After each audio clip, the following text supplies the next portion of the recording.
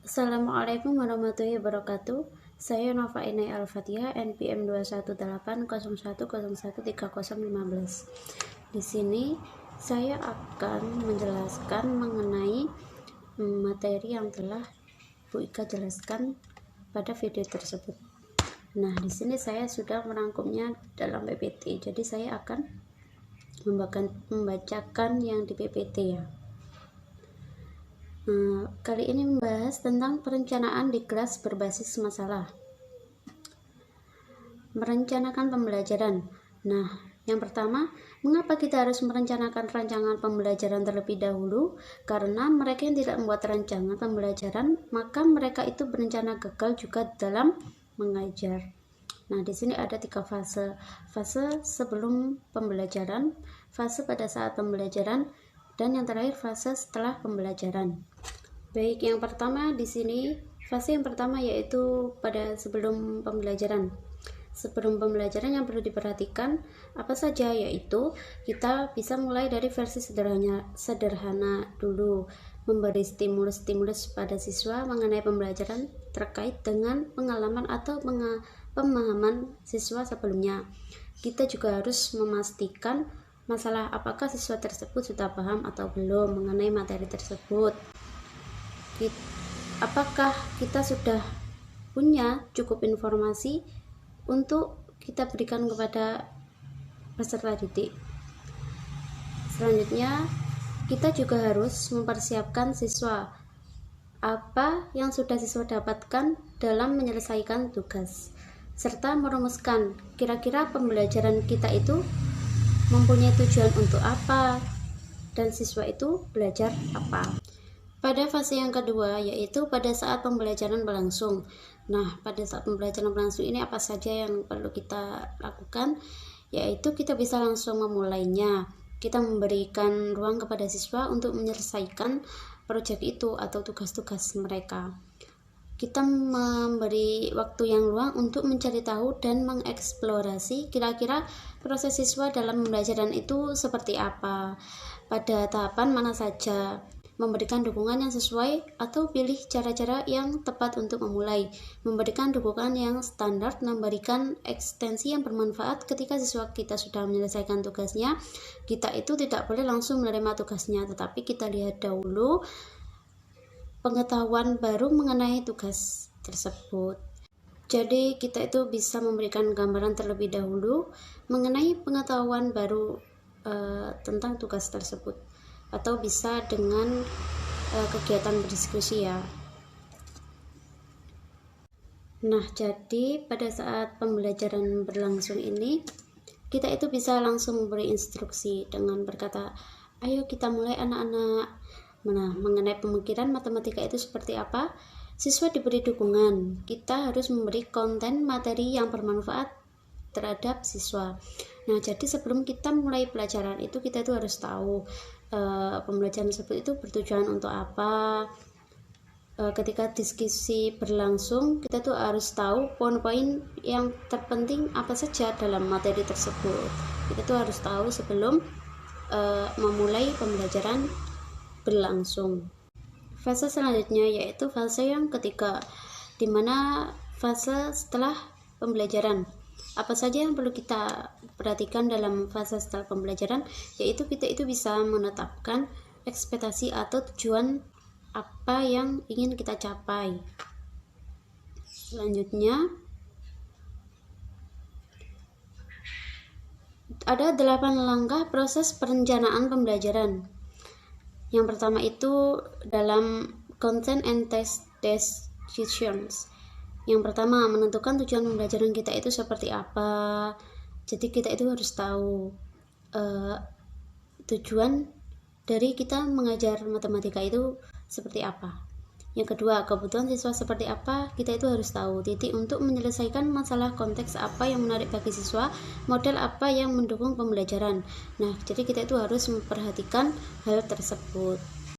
Jadi sebelum kita itu memulai pembelajaran, kita itu harus terlebih dulu tahu model pembelajaran seperti apakah yang mungkin menarik perhatian siswa, atau mungkin bisa dengan berhitung sambil bernyanyi. Nah, itu kan jadi siswa itu akan bersemangat dalam belajar matematika. Yang ketiga, kita itu mengadaptasi, memilih tugas dan menggunakan panduan 4 langkah untuk evaluasi dan pemilihan aktivitas. Nah, beberapa hal tersebut ini ada di bab 3 ya. Yang keempat, apakah tugas tersebut membahas konten dan kebutuhan siswa? Kita itu harus tahu. Yang kelima, kita juga harus tahu apakah tugas tersebut itu berpotensi melibatkan siswa pada pembelajaran matematika. Jadi pada materi tersebut kita tuh harus terlebih dulu tahu dan memastikan apakah materi tersebut itu melibatkan siswa pada pembelajaran matematika. Yang keenam, apakah tugas tersebut mengharuskan siswa untuk menerapkan strategi pemecahan masalah? Yang ketujuh, setelah diskusi, kita itu juga bisa mempromosikan komunitas belajar, mendengarkan secara aktif tanpa evaluasi, membuat ringkasan ide utama, dan membuat koneksi. Pada intinya, setelah kita melakukan pembelajaran berlangsung, kita bisa memberikan sebuah rangkuman atau kesimpulan untuk mencari tahu pada sampai tahap manakah mereka itu paham mengenai pembelajaran matematika tersebut. Apakah mereka sudah paham betul atau belum? Jadi kita itu harus merefleksi lagi serta memberi penjelasan atau pertanyaan kepada siswa. Yang selanjutnya, kita juga harus merenungkan dan menyempurnakan. Dalam artian kita memastikan 3 bagian itu. Yang pertama, sebelum pembelajaran, pada saat pembelajaran berlangsung, dan setelah pembelajaran itu berlangsung, apakah sudah sesuai dengan rencana kita sebagai guru sebelum kita mengajar, apakah 3 hal tersebut sudah sesuai. Yang selanjutnya, pelajaran 3 fase. Nah, pelajaran 3 fase itu apa saja? Yang pertama, think, pair, share, yaitu fase tugas atau sebelum siswa mengembangkan gagasannya sendiri atau berpikir, memasangkan dengan teman sekelas untuk membahas strategi atau seirama. Kelompok kecil atau seluruh kelas berbagi dan membandingkan strategi atau berbagi, atau kita itu bisa membentuk peserta didik itu berkelompok-kelompok supaya mereka itu bisa membahas dengan teman sekelompoknya itu mengenai apa sih pembelajaran matematika itu. Yang selanjutnya, fase yang selanjutnya yaitu learning sensors. Model sebelumnya, apa yang terjadi di setiap pusat selama terlibat dalam tugas setelah siswa membahas apa yang mereka pahami. Fase yang ketiga, points to talk about. Rancangan pembelajaran mencakup untuk mendukung berbagai latar belakang akademis yang berbeda yang ditemukan di ruang kelas. Yang selanjutnya, kita juga harus mempertimbangkan apa yang dapat kita bedakan. Nah, yang pertama itu ada isi. Kita harus mempertimbangkan dahulu isi materi atau materi apa saja yang akan kita ajarkan kepada siswa. Yang kedua, proses. Kita juga harus memikirkan ketika proses pembelajaran berlangsung itu apa saja materi yang akan kita sampaikan, bagaimana model pembelajarannya. Yang ketiga, produk. Dan yang keempat, pertimbangan lingkungan belajar yang fisik. Yang selanjutnya, pengelompokan fleksibel memungkinkan kolaborasi pada tugas. Yang pertama, memberikan dukungan dan tantangan, meningkatkan kesempatan untuk berkomunikasi tentang matematika, ukuran dan susunan kelompok kecil bervariasi dalam tujuan dan cara strategis. Yang berikutnya, kunci keberhasilan pengelompokan adalah akuntabilitas individu atau setiap orang bertanggung jawab atas konten, proses, dan produk. Jadi peserta didik itu harus bertanggung jawab menyelesaikan tugas-tugas yang telah guru sampaikan. Membangun tim untuk tanggung jawab bersama.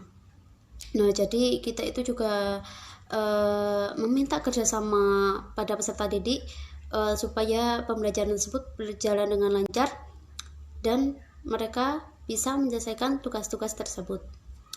Pada intinya, dari kesimpulan dari video tersebut, pada pembelajaran matematika itu ada 3 fase. Yang pertama, fase sebelum pembelajaran. Yang kedua, fase pada saat pembelajaran berlangsung. Yang ketiga, fase setelah pembelajaran. Nah, sebelum pembelajaran itu dimulai, kita tuh terlebih dahulu harus tahu dan mempersiapkan apa saja tujuan dari pembelajaran matematika tersebut. Kita juga harus menyiapkan materi-materi apa sajakah yang akan kita ajarkan kepada siswa. Berikut penjelasan dari saya.